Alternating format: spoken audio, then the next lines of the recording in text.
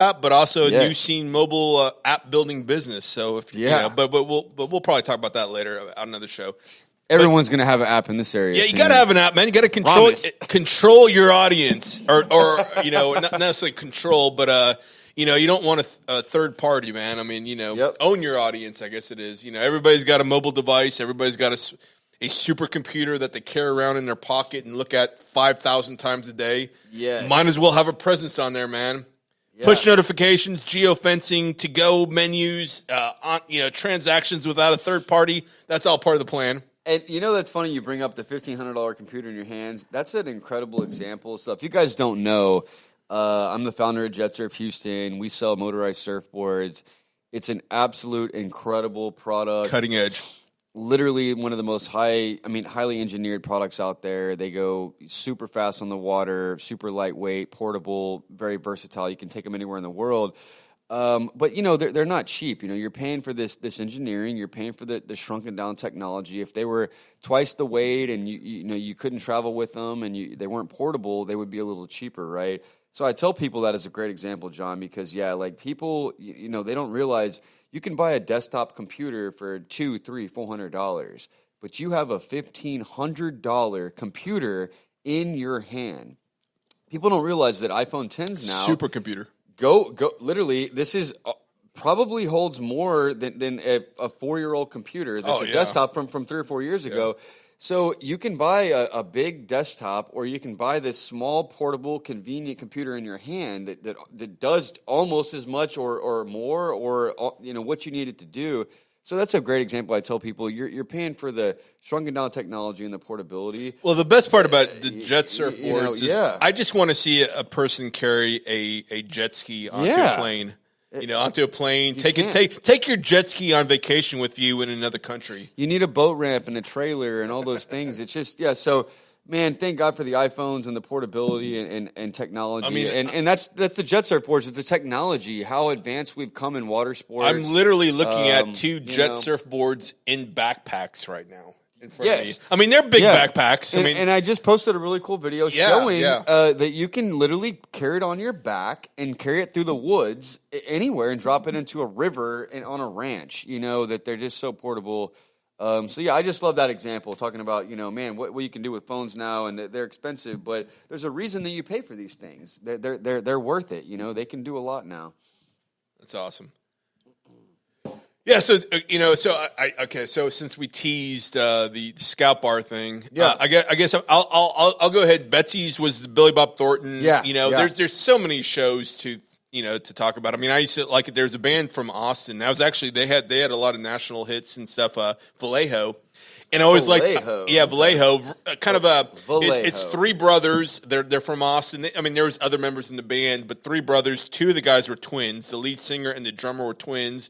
Then they had another brother who was a bass player. They had a lead guitar player and a bongo guy. What if there was 2 twins? Right. That would be 2 sets of twins in a band, that. That would be awesome. Or is there a band that it's I'm sure there is. Triplets or something. I'm sure that. Well, what was the that She Bop whatever the Hanson brothers, but they're not twins. I guess they were just 3 brothers. But still, they all looked exactly the same. So. But Vallejo, Vallejo used to play Scout. They play Scout about twice a year. They're actually a big time deal. They've got a really successful podcast, and they have their own record label and everything. They're out of Austin. They're huge. Look them up. VallejoMusic.com if I remember right. But they used to come to Scout Bar. And dude, this is like my honorable mention. This isn't even what I'm going to talk about. We just went off on a hardcore Scout Bar deal, but that's okay. But that's we love Scout Bar here. Yeah, we do love Scout Bar, and technically they're on the water, man. Robert Jacobus from Topwater Grill told me that he can get to not only Scout Bar by boat, he can go underneath NASA Road 1 and get to where Frenchie's and Franca's is. No, bullshit. Yeah. No. He also can get to. He's got a flat bottom boat now. He's got multiple boats, but the waterway. Yeah, he also can get to Red River Cantina by boat. Now, can he go to Murray? Oh yeah, I think that's easier. Yeah. I think that's That's a tough spot. And he knows them. It's got to be a high tide to get to Murray. Keith and Holly Lilly from Murray are good friends with Robert. So they know each other real well. But okay, going back to Scout Bar. So Vallejo, the cool thing about Vallejo, first of all, I mean, some of their songs are some of my favorite. There's one called Downtown, but the way the females start grooving when they play. We'd play a quick clip for you. We're gonna have an audio engineer soon. We'll put that on for you. Just the funny thing is, like, if I knew we were going to go in this direction, I could have already had it. But anyway, so Vallejo's honorable mention. Now, I'll say that the most memorable show, and I've been to. I mean, I went to Scout Bar's first show. I mean, they've been a client of mine since they opened. I've been to. I can't even tell you how many times I've been to Scout Bar. But I went to a show back in the day when Hinder, before they blew up, was the third opening act. So Hinder opened up for Biff Naked, who opened up for Default. Now, Default used to be a pretty big band. Yeah, sure. I mean, you'd recognize a lot of Default songs. And the funny thing is, so you got to picture this. This is back when, so they had, when at least for this show, Scout Bar lined up the drum kits. And so Hinder was the first act to play. And they had the famous song "Get Stoned," which just hit. It was right when that just hit. So you got to picture Hinder, which actually I think there's and they've had some member changes, including the lead singer is a different person now. But the old lead singer actually kind of reminded you of the guy from Aerosmith. But anyway, Hinder was confined to like the first third or fourth of the stage. Yeah. Because they were the opening act, and then Biff Naked, who actually is a pretty famous performer, and she was actually also an really attractive actor on Buffy and the Vampire Slayer TV show back in the day. Okay. Yeah. And actually, for one of my podcasts, we used a little bit of her Spaceman song for one of our bumpers. And then Default was a pretty successful Canadian band. Now the funny thing is, fast forward, so I saw Hinder be the opening act. Fast forward, like 6 months later, Hinder's playing the Super Bowl. Wow! And they've come back. Holy crap! Yeah, and they were like the opening act. Yeah, and they killed it. They killed it, and then like I said, I mean, 6 months later, they're opening the Super Bowl. They've actually come back to Scout Bar as a headlining act a couple times because they've got that relationship. But and they've so outperformed Biff Naked or Default.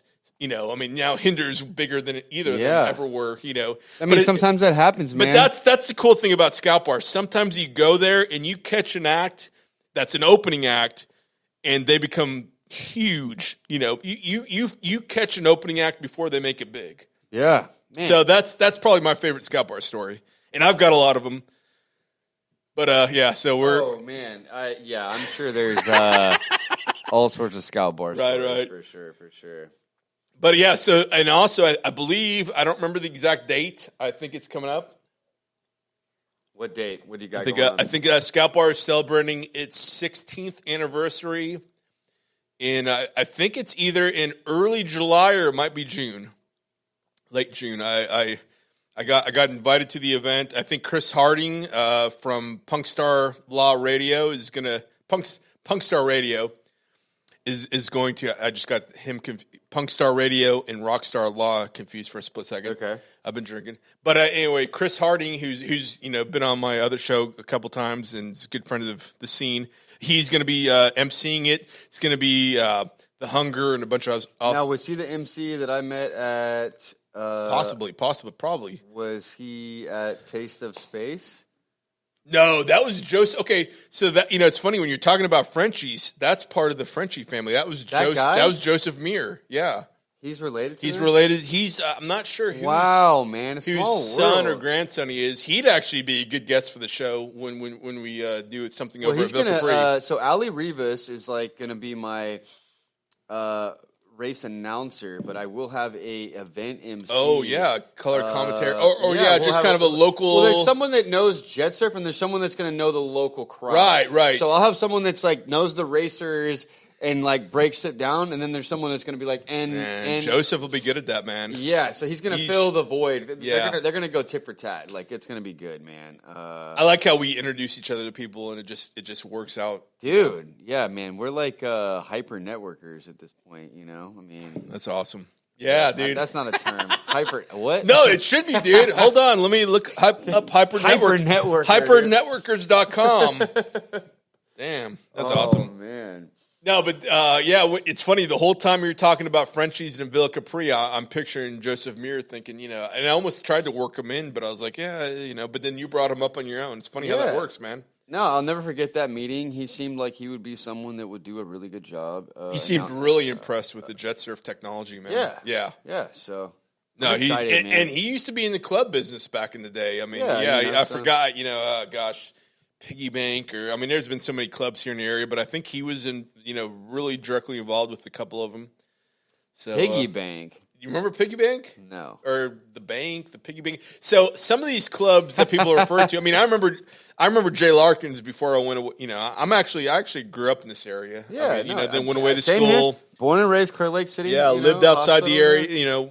Went to college and lived away for a while. You didn't go to U of H Clear Lake, bro? No. If I did, I wouldn't have finished. That's funny though. No, most people. I need to change the scenery. I need to go. I need to go where there's more trees and absolutely, man. And separate myself from some of my friends. Apparently, yeah. But I think everybody does it. Yeah. I think everybody needs that experience. That's a good thing. But yeah, man. I mean, okay. So let's talk about. I kind of mentioned the fact that South Shore Harbor Resort is opening on Friday. Yes, that's exciting. We're gonna straight up. We are going live at the pool soon. Yeah. We had it all worked out. It's gonna probably towards the end of the summer, but we'll do a really cool show over there.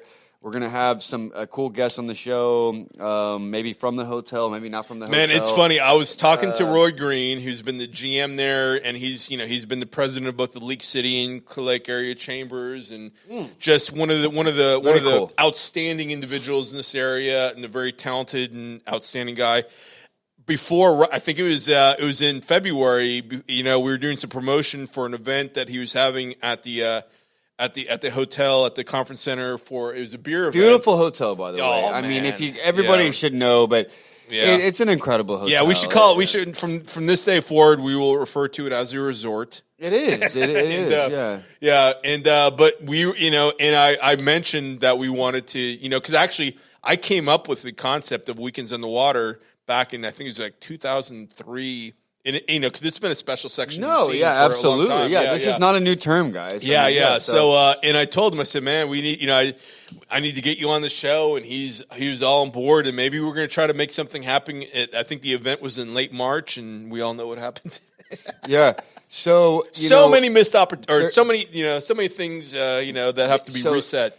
The thing with South Shore is they've got one of the biggest marinas in South Texas. They used to have the largest outdoor in-water boat show in South Texas. We actually, believe it or not, had the pleasure of interviewing he's not the director of operations. His dad is the president of the boat show. But, Kenny, we had him on literally live on the show at the boat show, and that's the largest boat show in this area. Back at the NRG Center. That was our very first show, right? I mean, we launched. It was incredible. Yeah, what a great guest. We launched 2020 with a mobile show. I think it was like at the JETSURF Houston booth, and our great friend Kenny over there. I mean, it was dude. Awesome. That was like the JETSURF Houston quadruple booth. It was nice. I mean, man. that wasn't a booth. That was, and we're even going bigger next year. Wow. Next year we're taking it to the next level, as we've told you. But that was incredible. But the point is that they have a large in-water. So we love the Houston Boat Show. It's at NRG. It's incredible. It's an awesome show. But they've got a show at South Shore that they're trying to work out some kinks in right now. But, man, they host an incredible in-water boat show that me and John are both familiar with. And used to be at Watergate for many years. Of course. And so we're really looking forward to getting back involved with covering some of these boat shows. That was pretty exciting when he kind of mentioned the fact, because they kind of took a step back from the in-the-water boat show scenario, and there was another scenario that we also support. But I talked about the Galveston Yacht Basin. And so we're going to be a big part of that as well. So JETSURF Houston, they're actually been talking to us and trying to get us involved and trying to get some feedback off of us and what we think would be good at the show. Some new stuff. It's fishing, boating. I mean, so many different things. But water sports is such a big part of the water as well. And so they've kind of tasked us out just to kind of go over some of those different things. what they think would draw in the young people to the boat shows and stuff. So, I'm excited about that. I'm excited to be working with these guys, and it was great to have them on the show. And like you said, we'll have the manager over there on the show when they do the boat show and the people that run it.